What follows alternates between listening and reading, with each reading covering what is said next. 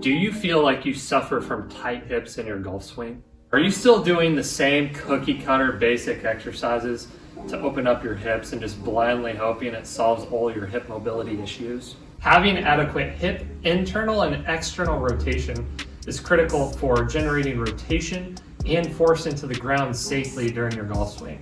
Think of hip internal rotation as your body's ability of rotating into the hip, and think of hip external rotation of your body's ability to rotate out of the hip in your golf swing. If you do not have adequate hip internal or external rotation at the hip, you're going to make up for that rotation and vertical force in other areas of the body. Your second option of compensation is called creating ligamentous laxity. This is where you're trying to find that range of motion in that hip socket, and you're just going to overly stretch the ligament.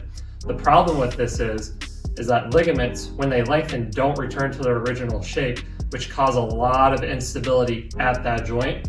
And both of these areas of compensation will cause tons of instability or pain. To test your hip internal and external rotation, you're going to sit on a surface with your knees at 90 degrees, where your feet are going to hang off the surface and not touch the floor.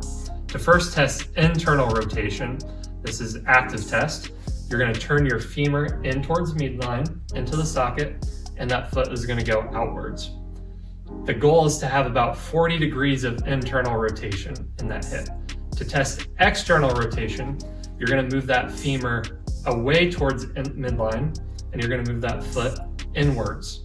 The goal is to have about 60 degrees of hip external rotation. You can also test your strength in internal and external rotation at your end range. So you can go out to where you're limited or where your range of motion ends.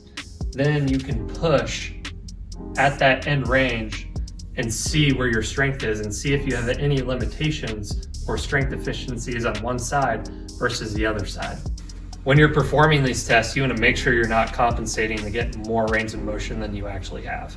So when you're performing internal rotation, you want to make sure that you're not using your abs or ab wall to get more internal rotation than what you have.